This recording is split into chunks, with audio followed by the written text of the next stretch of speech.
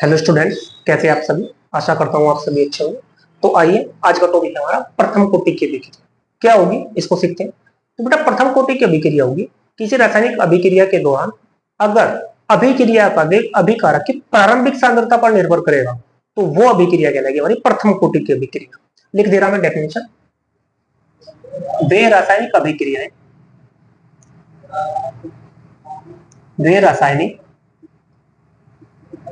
अभिक्रियाएं जिनमें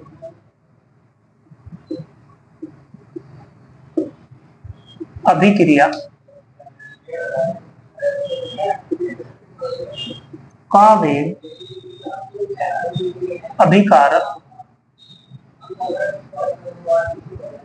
अभिकारक की प्रारंभिक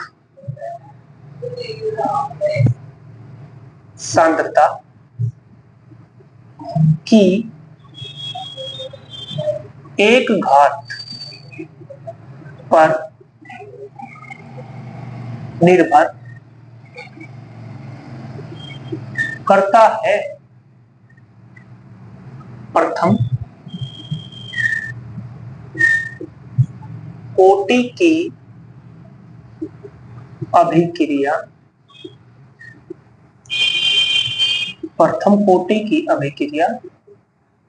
कहलाती है। जैसे मान लिया ए एक वस्तु उत्पाद, तो यहां पे क्या होगा, अगर अभिक्रिया की कोटि कितनी है, प्रथम है, प्रथम कोटि की अभिक्रिया, तो यहां से उल्टा minus D A upon D T proportional to A की पावर 1। यहाँ पे 1 क्यों लिखा, क्योंकि अभिक्रिया कैसी है, प्रथम कोटि की। सपोज अगर द्वितीय कोटि की अभिक्रिया तो मैं यहाँ पे घात 2 लिखता, तो यहाँ से हो जाएगा minus D A upon D T बराबर प्रोपोर्शनल साइन हटाए के, कांस्टेंट लिया भाई स्थिरांक ए, पावर 1 को लिखा नहीं करते, इसको मानेंगे हम समीकरण नंबर 1। तो यहां तक होगी प्रथम कोटि की अभिक्रिया की डेफिनेशन। अब यहां से आगे क्वेश्चन कैसे पूछ लेगा हमसे पूछ लेगा कि प्रथम कोटि की अभिक्रिया के लिए समाकलित वेग समीकरण बताओ क्या होगा। तो आइए सीखते हैं प्रथम कोटि की अभिक्रिया के लिए समाकलित वेग समीकरण। तो प्रथम कोटि की अभिक्रिया के लिए समाकलित वेग समीकरण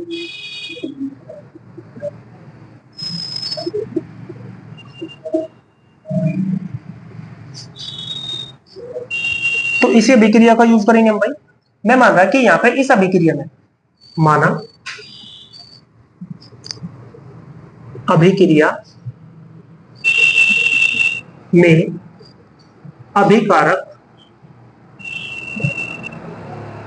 अभिकारक का प्रारंभिक सांद्रण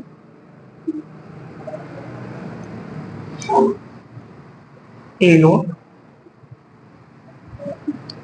तथा टी समय पश्चात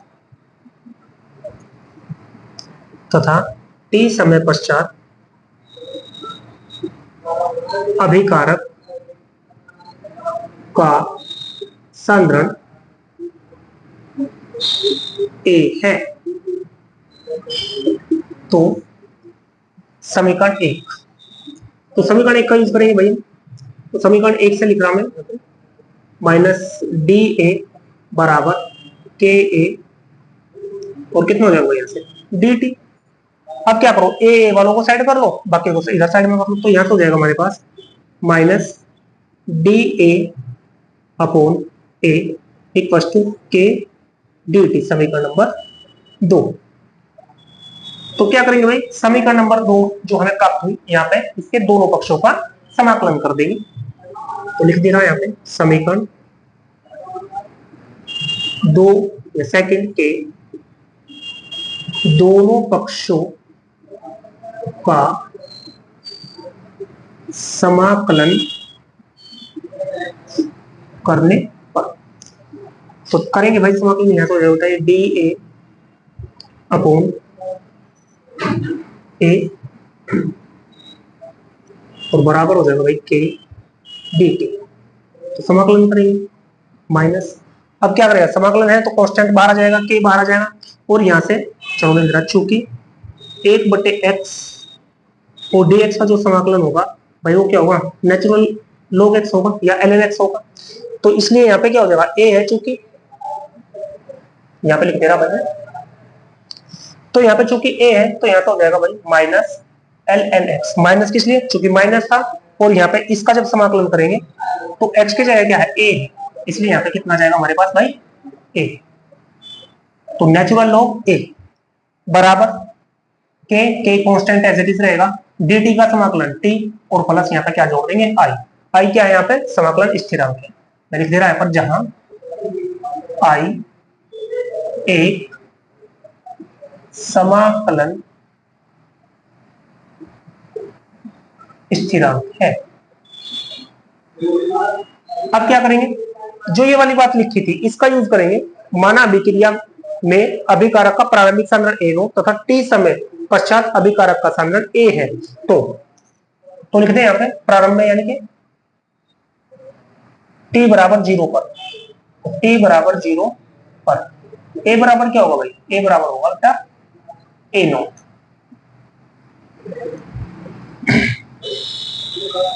तो t बराबर 0 पर a बराबर a नोट रखो, तो ये दोनों मान किसमें, इसको मान समीकरण नंबर 3। तो से उपरोक्त दोनों मान समीकरण 3 में रखने पर, रखो भाई, तो यहां से कितना हो जाएगा, ये हो जाएगा एल एन, ए की जगह कितना भाई, ए नोट बराबर के गुना 0 और plus I as it is. तो यहां से हो जाएगा, मैं इसको यहां नीचे लिख दे रहा भाई, तो यहां से हो जाएगा बताइए आई बराबर minus L N A no.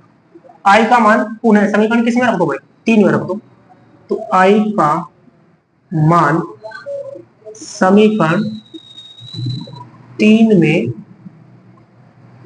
रखने पर, तो जब समीकरण 3 में रखेंगे, रखो भाई ये माइनस एल एन जू का तो एल एन ए बराबर यहां से के टी जू का तो भाई, और प्लस आई की जगह कितना minus L N A naught, यानी इस प्लस को प्लस गुना माइनस क्या माइनस, तो मैं सीधा लिखूंगा माइनस ही लिख दूंगा भाई,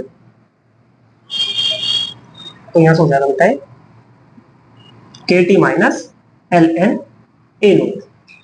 अब क्या करेंगे भाई, इसको उठा के उधर ले जाओ, इसको उठा के इधर ले आओ, तो यहां से हो जाएगा आपके पास भाई के टी बराबर L N A naught minus L N A. अब चूंकि नेचुरल लॉग है भाई, लॉग बेस ई, लेकिन इसको क्या करेंगे, साधारण लॉग में बदलेंगे, नॉर्मल लॉग में बदलेंगे, मतलब लॉग बेस 10 में बदलेंगे। तो हमें पता है कि नेचुरल लॉग को जब साधारण लॉग में चेंज करेंगे तो एल एन बराबर होता है 2.303, और यहाँ पे कितना हो जाएगा लॉग बेस 10, या चलो इसको अगले स्टेप में खोल देंगे, दूसरा फॉर्मूला यूज कर रहे हैं, आसान पड़ेगा उससे। हमें पता है कि जहां पर L N A minus L N B होगा तो उसको लिख देंगे हम के टी एज इट इज, तो हमें लिख देंगे L N A naught upon A, लिख देना मैं चूंकि L N A minus L N B का जो फॉर्मूला होगा बेटा वो होगा L N A by B, ये फॉर्मूला होगा लोगरिथम का, उसी का यूज करके हमने इसको ऐसे लिखा। अब के टी एच डी बराबर यहाँ पे हमने 2.303 log बेस 10 ए नोट अपॉन ए, चूंकि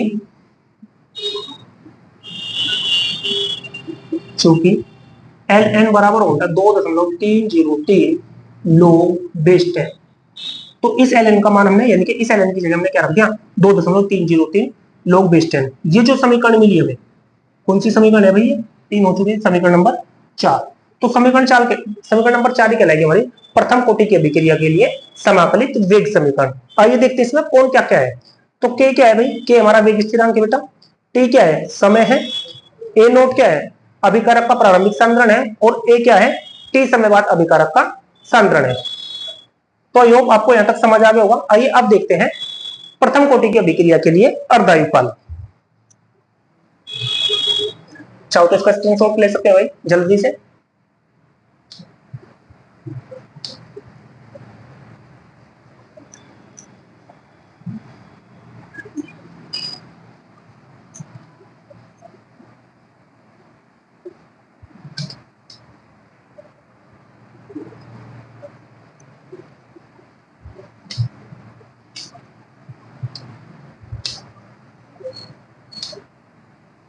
तो प्रथम कोटि की अभिक्रिया